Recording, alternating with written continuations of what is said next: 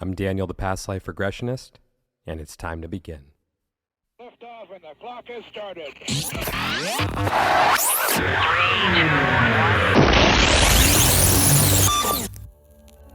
1. This is Timeless Spirituality.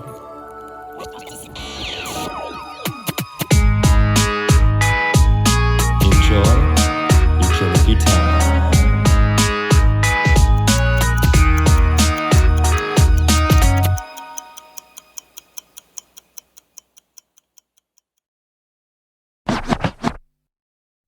Hey everyone, welcome back to Timeless Spirituality.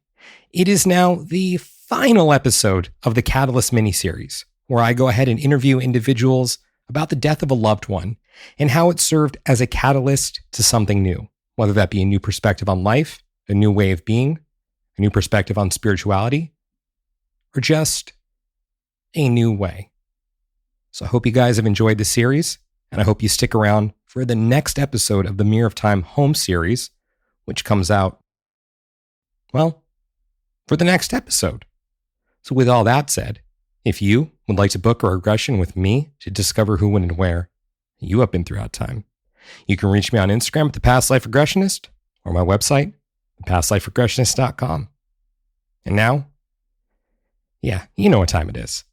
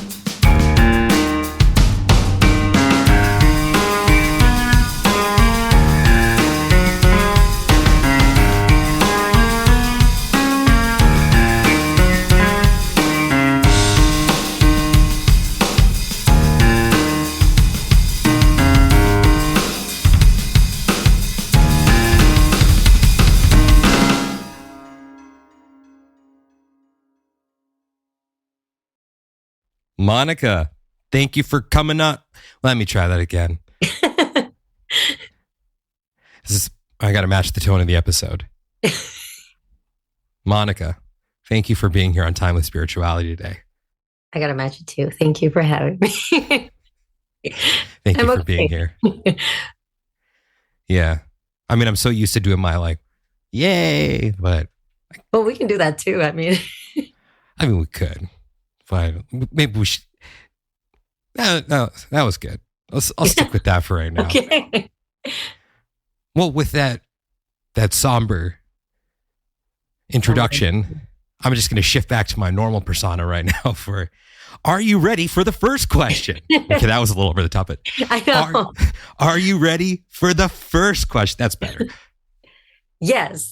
Yes. All right. Yeah. All right. As my hands are going up for this one, what is your favorite song about time and why? So that's Walk by the Foo Fighters. And well, it's not really like time, but it's, about going through something. So that's why I like it, because it feels like it resonates with me and having to start over again with my grief and then my divorce before, meeting my fiancé. So that it gets me right in the feels. Do you know that song? I love the Foo Fighters. And for Walk, I was a Foo Fighters fan predominantly before 2010. And then I kind of... Okay, this is 2011. So I was going to say 2011. I was going to say 2011. I was going to say 2011 because it was on the same one that had Rope, right? Yeah. It's a good song. It's a good song. I just remember seeing it on the charts. I don't know what happened. I listened because I think Rope was the lead single from that album. You got to go beyond, the I really should go back to it because I don't know. At that point, I was just like, I'm just not feeling it anymore. I mean, I love the Foo Fighters. You got to listen to it because that song when I divorced my ex-husband, I don't know how many, 4 or 5 years ago, that song was like my song through the divorce pain. And with Anthony dying, that was my also grief song. So it's a good song. I'll check it out. You So- should. Walk, Foo Fighters, 2011. I mean, I swear to you, that's what I was going to say. I'm going to look right at the camera right now and say that. I swear to you, fingers crossed. I mean, one at a That means time. you're lying. One of them was up. I swear to you, I was going to say 2011. My second guess was going to be 2013, but I was feeling 2011. It was. So- It was.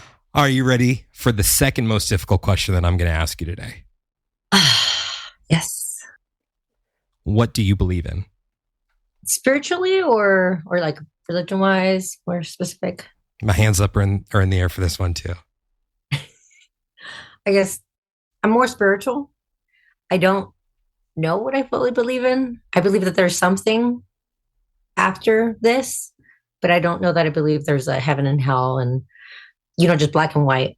I think there's something after this life, but I'm not sure what it is. I think maybe reincarnation, like we've spoken before, and that scares the shit out of me. Sorry. Yeah. So I think probably that is why I'm still here too. Got to write down a question to cover with you later right now. Are you ready for the most difficult question I'm going to ask you today? I thought that, okay. Who is Monica? Oh, damn it. Oh, that is a hard one. Oh, you really stumped me in this one. Monica's a mom, a friend, sister. I think I'm a caring person. Oh, that's a hard one. I don't really know how to view myself from an outside perspective. I feel I have a lot of flaws, so it's hard to see myself in a positive light. I identify myself mostly as a daughter, sister, and mom. So I'm working on the individual side of Monica. So I think what you're saying is you're human. Yes. It just feels like more people have it together, but you never know. There's people can fake it really well. Yeah. I'm still trying to figure it out. One of the messages that came to me through one of my own communications with the higher self through regression was my higher self basically said to me, "You are so wise, but you are such a child when it comes to being a human. You have so much to figure out." I'm like, yeah, that's pretty accurate. It's pretty damn accurate. Yeah. Because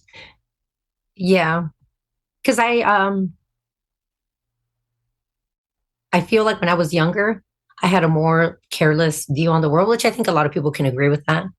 But now that I'm older, even when somebody does something wrong to me, I can't hate the person. I'm just like, okay, they're human. They're probably going through their own things. Their actions are a result of something else in their life, which is really annoying when I really want to hate somebody. Because I'm like, I want to hate you because you're being a dick to me. But it feels like there's more meaning to it than just this life. And that's why I believe, reincarnation and there being something more. Why can't the two simultaneously exist, though? I mean, I'm not an advocate of hate or hating anyone. If someone does something really shitty, can we acknowledge that they're a human having their own flawed human experience, that they're learning their human lessons? Oh, of course. While also saying like, man, that sucked. You're a real piece of shit. I can do that, but I don't hold resentment. Like it's a lot of work to feel that way towards somebody for a long time. Mm-hmm. Like even the person that was responsible for Anthony's death, I don't hate her, but I don't like her. Like I don't want a relationship with her, but I'm not wishing her ill. Mm-hmm. Like I just want her to be responsible for what she did.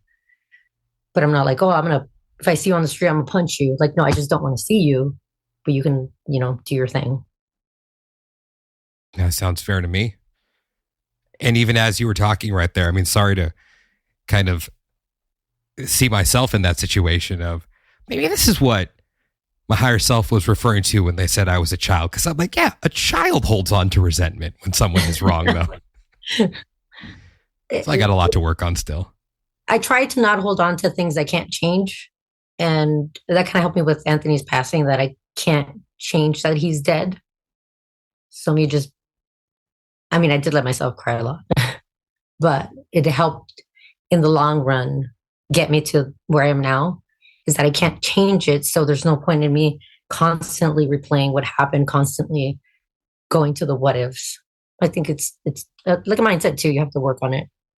I still struggle with it. I still have days where I just lay in bed and cry, but they're farther in between. So before we get to that, I want to talk about Anthony a little bit. Well, let me rephrase that. I want you to talk about Anthony. Who was he? Oh, you're going to make me cry in this part. He was, so he died at 32. He had joined the Marine Corps. And he was really proud of that. He was born in Big Bear, but he was raised all his life in Wisconsin. So he called himself a redneck.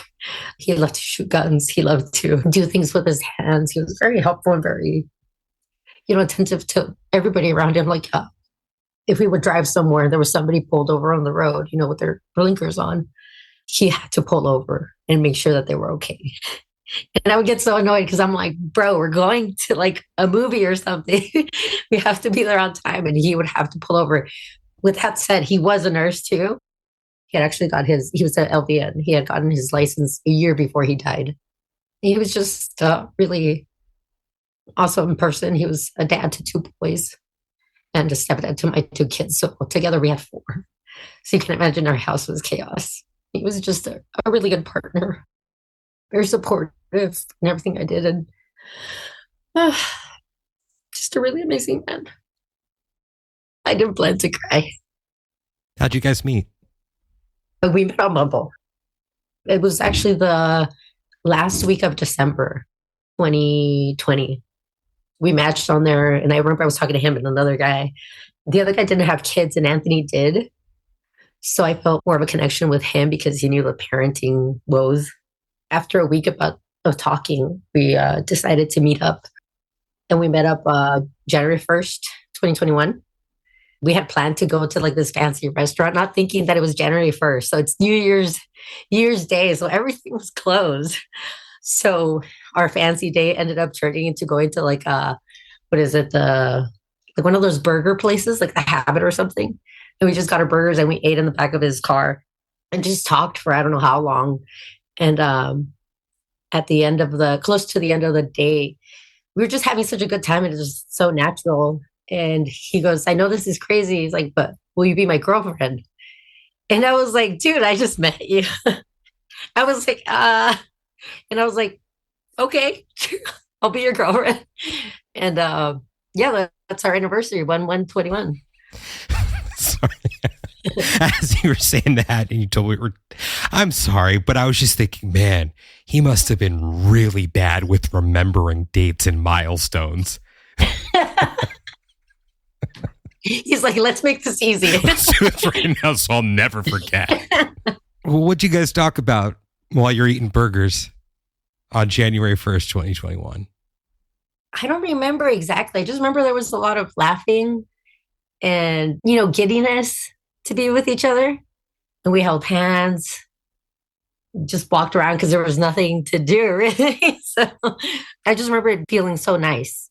I mean, it must have felt nice if I said, yeah, I'll be your girlfriend after meeting him one time. Yeah, I mean, it was probably other than easy remembrance of the milestone, you weren't at a fancy restaurant. So I'm going to assume right now that you guys were sober because... We were, yes. So you were thinking clearly, all these things working in your favor. This is pre-alcohol. Yeah, so that's cool. Yeah, I don't regret it. I feel like I don't know if I believe in fate and stuff, but I don't know. That's confusing to me, but I think it all worked out how it's supposed to be because we moved so fast in our relationship, but he died, early on. So I think it was good that we did a lot of the things that maybe would have taken another couple months or years to do, that we got out of the way early on. So me being a firm believer in reincarnation and the afterlife. While he's not here right now, I still like to think that he's still around. That's my firm belief. So the way I want to phrase this next question is with that belief in mind. Mm-hmm. So while he was in the body, what is the greatest lesson you learned from him? His view on the world. He had a rough childhood. There was abuse and sexual abuse in his life. And through all that, he still found something to be happy about. He was always so positive. With everybody he met, his nursing, he would love to tell me about his patients and, how he was encouraging them. And he just taught me, there's always something good. You can always find the good. Because I'm kind of a cynical person. Like my life motto, and my family gets annoyed because my life motto is life sucks and then you die. So, which I still sort of, that's still, but I don't think it has to suck all the time. There are sucky things, of course, but he showed me that I can have a positive outlook on life. I mean, doesn't his death kind of disprove your motto there? That life was great. Sorry, I'm saying it. You know what I mean, right? That you guys. I think the same thing, but I think by that same token, I'm like, if somebody as amazing as him existed in this world, there's got to be more people like him. And his death brought me new friends into my life and different connections that when he was alive, I focused a lot of my, 98% of my time to him and the kids. And he would always tell me, you need to go out, you need to do stuff for yourself, not just for me. So it took a while, but in a way, it's like he gave me, friends. He gave me new connections. He gave me this outlook on life because even with him, I didn't feel this way fully. I was still kind of in my old mindset, even though I was happy with him. But I can't imagine that there's somebody as good as him is only one. There has to be more people like him in this world. He can't be the only one. And if he existed, this world can't be so shitty. How's it feel to say that? Good. And I hope what I said before wasn't too... No, because I felt about that myself, but I'm like, okay, but he existed. He came into my life and he made me better. So he's gone, but the lessons he gave me and the experiences are still with me. So he's still part of me. And I still have his boys in my life. So, I've got a little piece of him there. I think that's so sweet and amazing that they're still around for you. And vice versa. Thankfully, his mom and I made amends, and I get them every other weekend. So I still have them a lot. Let's talk about life on the other side. As I believe he's still here, but just somewhere else. What changed for you in that time? What served as the catalyst for you to look at the world in a different way with his transition? Well, for the first months, I was very suicidal. I wanted to just end it. And I started looking into, Googling, what happens after you die? Is there more? That's when I became interested in, what happens after. And I know we had our session too. So I was like, okay, if I'm supposed to learn a lesson in this lifetime, and that lesson involves my fiancé dying, the person that I love the most, if I kill myself, I'm going to come back and have to learn this lesson again. So I'm like, okay, I'm not going to do that. I have to stick the shit out. So that was kind of I'm not, and so I guess I do believe more in it than I even admit to myself. But yeah, I don't want to do this again. I want to learn the lesson and just move on. Yeah, I didn't want to live a miserable life. If I'm here, if I'm alive, I rather be happy than somebody that's miserable 2, 3, 4, 5 years down the line of their partner dying. So that was the reason mainly. I remember one of the things that I found very admirable was I think we had the session, I want to say was it a little over 2 months after it happened? Yeah, because he died October 21st. Yes, a little over 2 months. Look, while I'm someone who feels that everyone has their own way of going through grief and processing grief. You know, if they need to go jump off of a pier in order to feel alive in that moment, not what I would do, but as long as they're okay, more power to you. So I just don't think that there is a right way or wrong way, because I really think it is tailored to the individual. Mm-hmm. But I remember what I found very admirable was that you were embarking on this journey of understanding at that point, where there were many things that you could have done, but you decided to do a little exploration. Yeah. What was that process like for you, making that decision at that time to do that instead of other things you could have done at the time? I was always of the mindset, like I said earlier, that I don't want to dwell on things I can't change. So he died on a Friday. Mondays were our couples counseling or therapy sessions. And it wasn't because we had issues, but we were going to get married in February.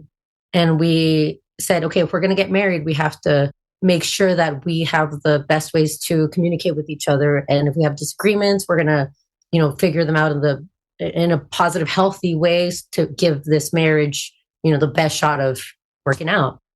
So he died on Friday. And I think the day after, I messaged my therapist and I said, hey, Anthony's dead. Can we switch Monday to an individual therapy instead of couples therapy? And obviously she was like, I just told her he died. And it was just, I wanted to understand what I was feeling. I'm kind of if I let myself just fully go, then it can be very chaotic. And I didn't want to do that because I have kids. And I have 4 in total with his kids and my kids. And I have responsibility. I'm an adult. I can't just, let everything go and then lose my house, lose my car, lose everything. So I wanted to understand. And I was also hoping to get some comfort in knowing what happened to him. Where did he go? Is he okay? Is he here with me? Can he hear me? Can he still see me? Type of thing.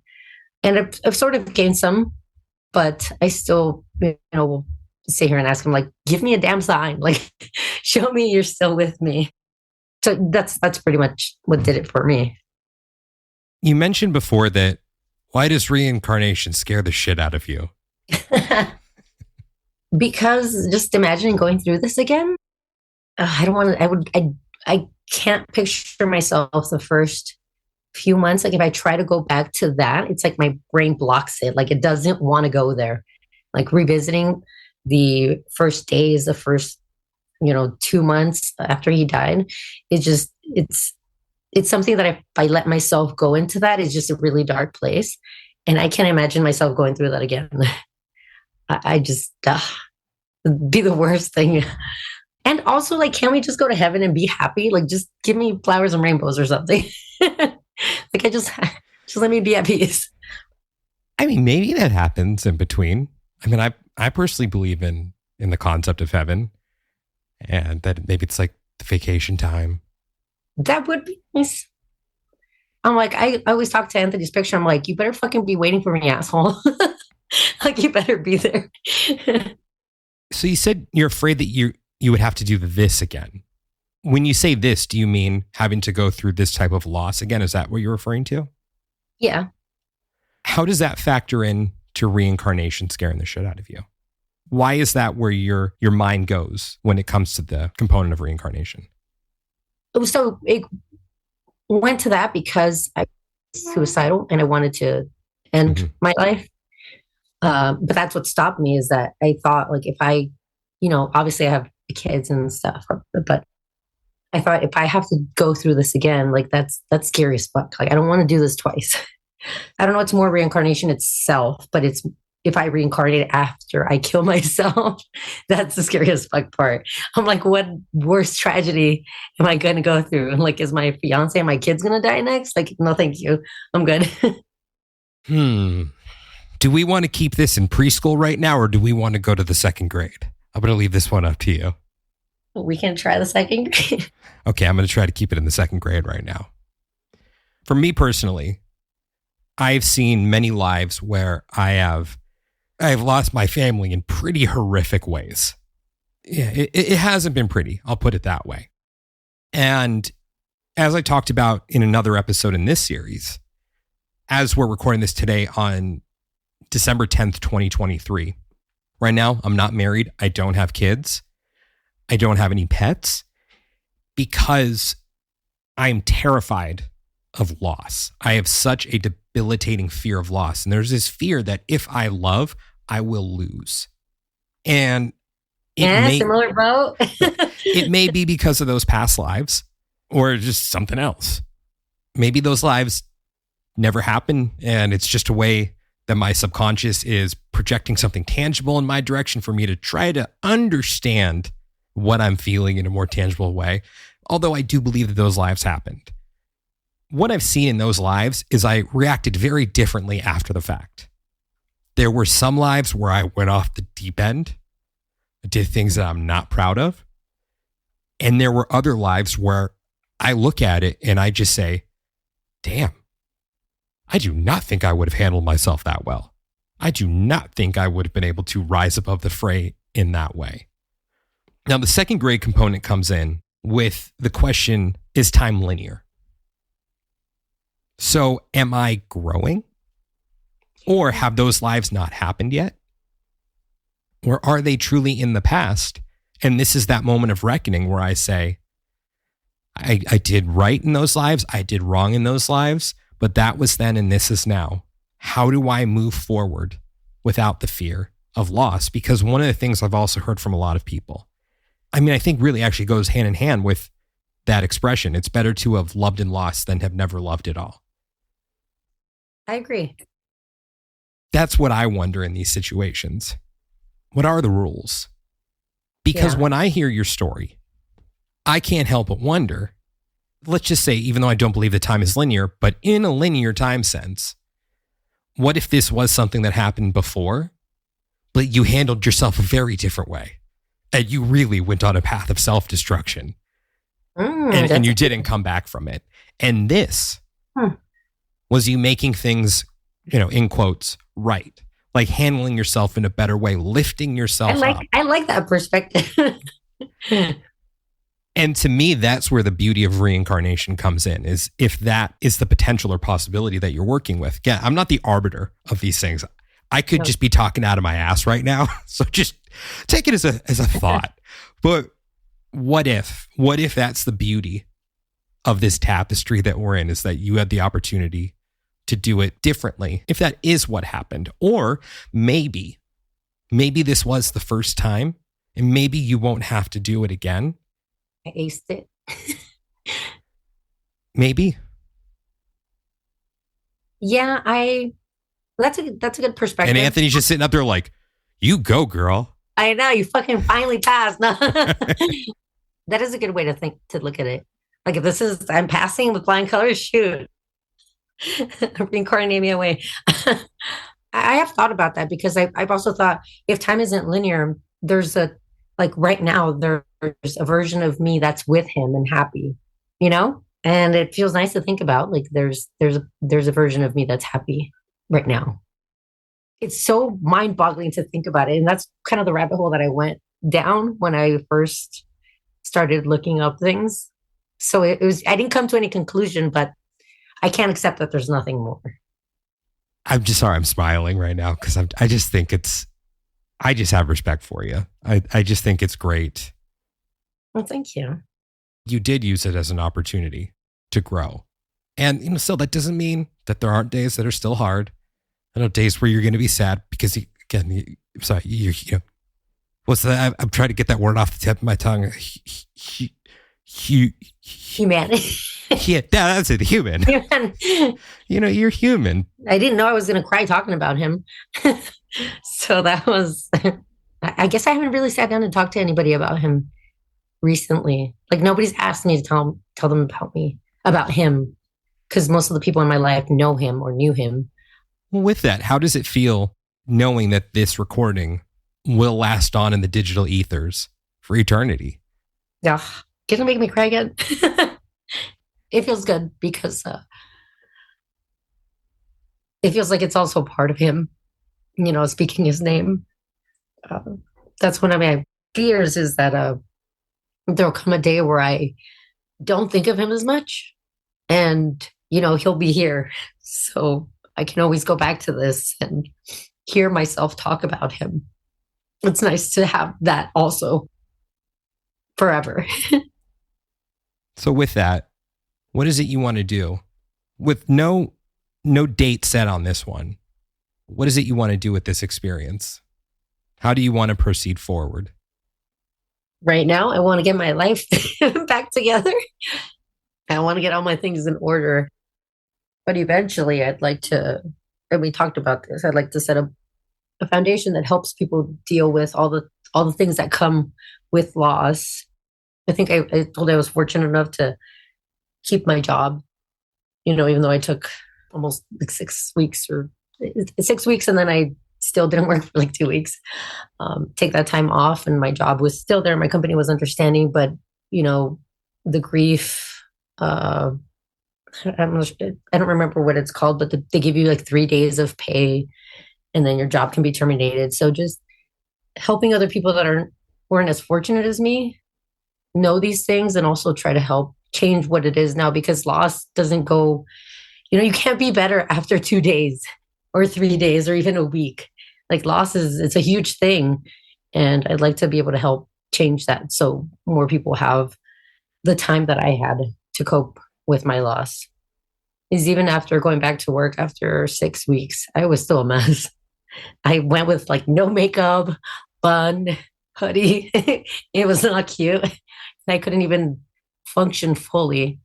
Like, just now, I'm barely getting all the responsibilities back that I had before. And even now, some things slipped that before I was so on about everything. And they're understanding, thankfully.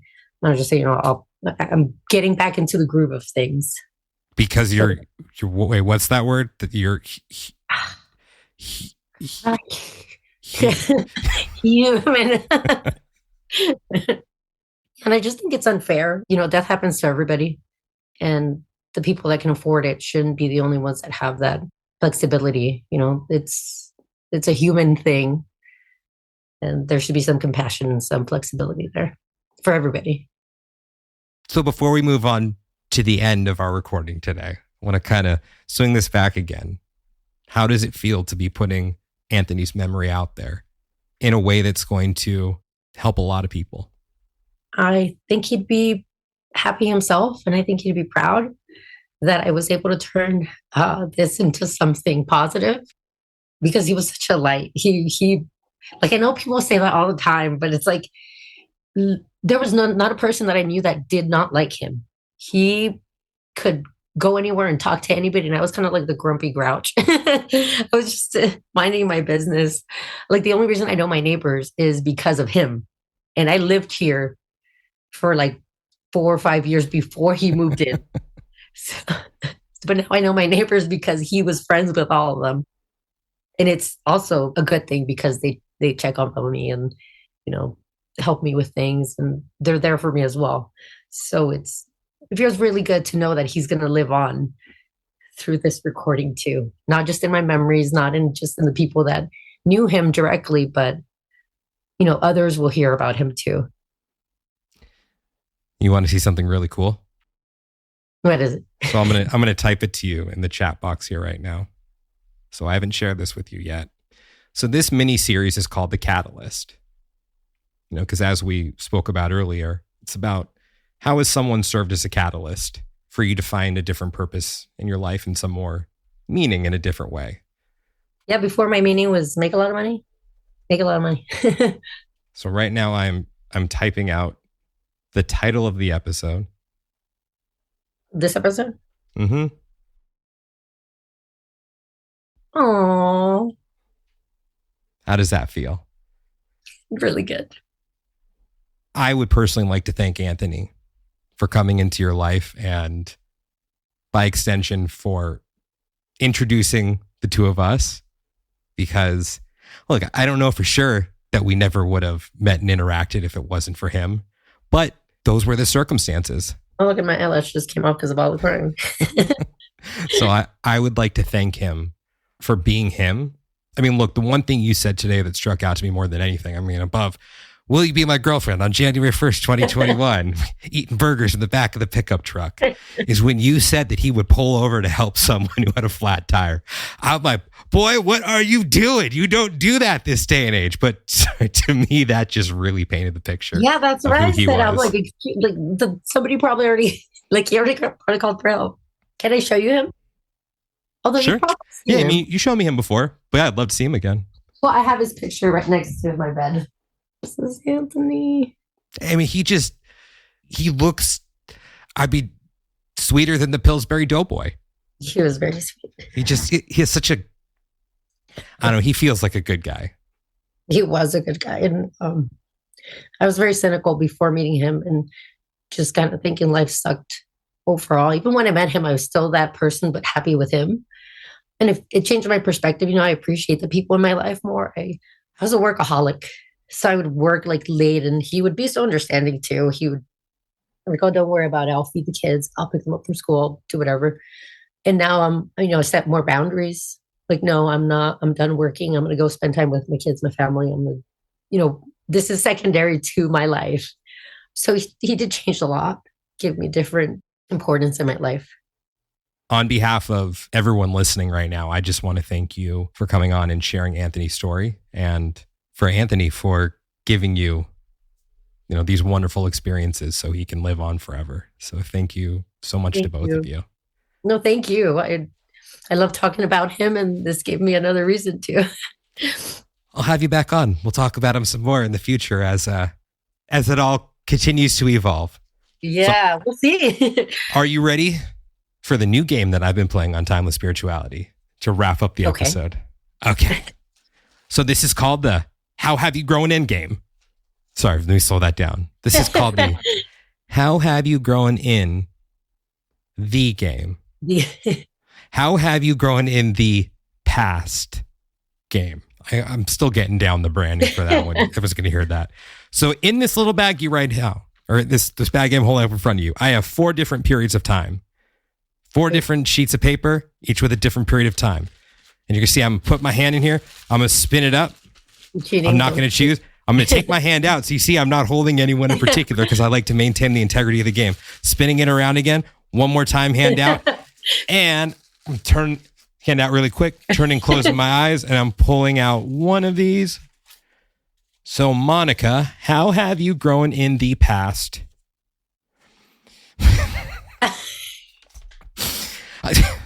Okay, you know what? It's for the sake of the integrity of the game.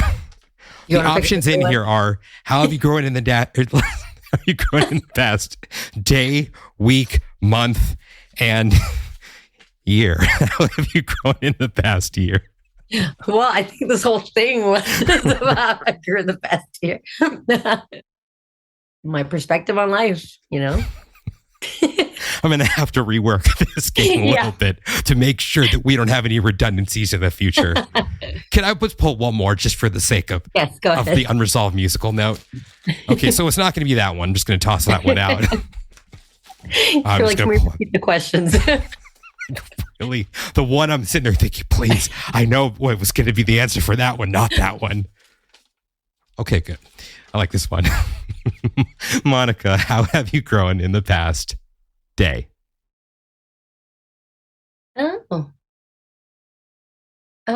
Being more, I've been drinking a lot, and I mentioned that too earlier.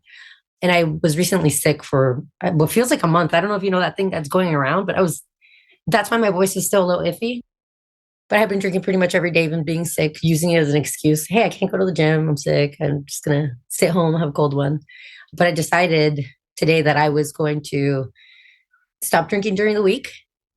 And I was going to focus on my health and, eating healthy. And if not hitting the gym, using the treadmill at home and doing my weights.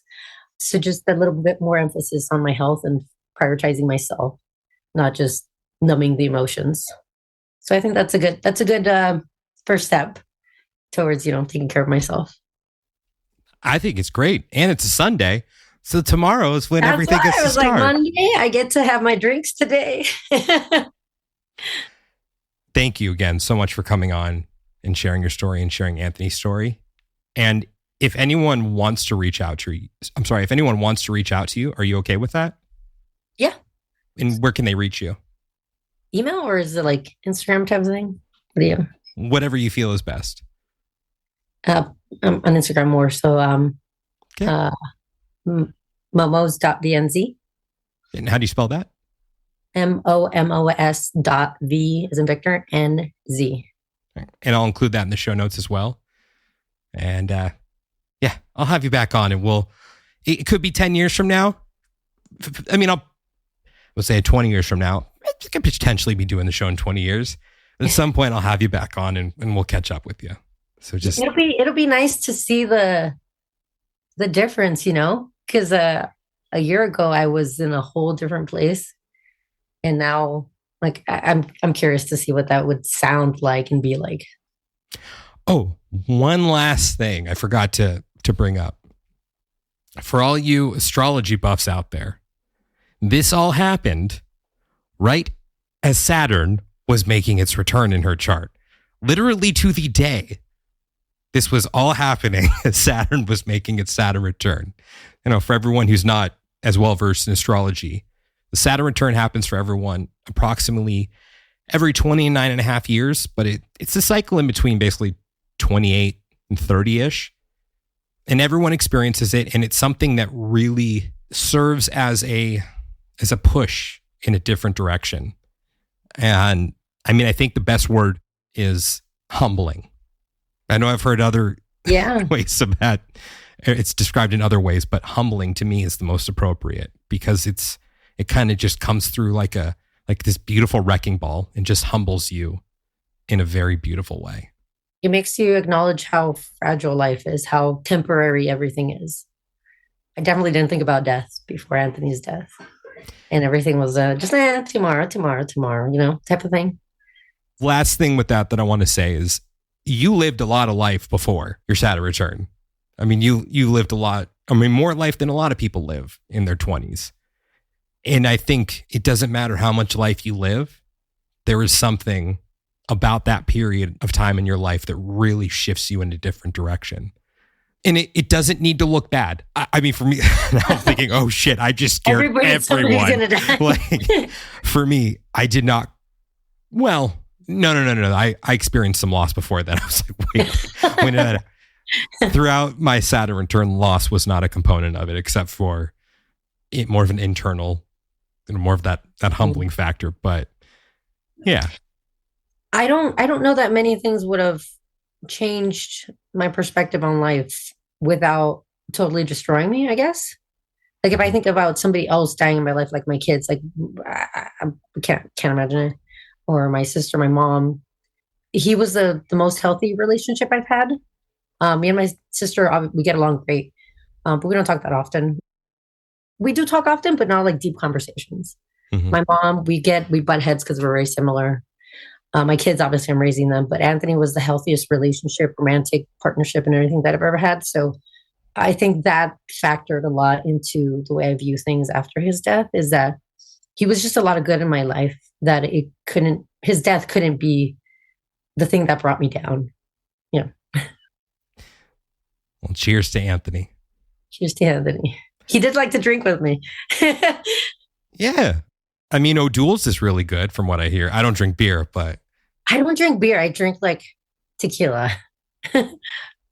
Yeah. And vodka. Yeah. No. Well, I mean, it's very appropriate how I finish all these episodes with that. I always finish by saying, yay. So, I'm about to have one after this. That's right, because tomorrow, it's Monday. It starts a new cycle tomorrow. So yeah, just thank you again so much for coming on, and yay. Yeah. Thank you. I really appreciate it.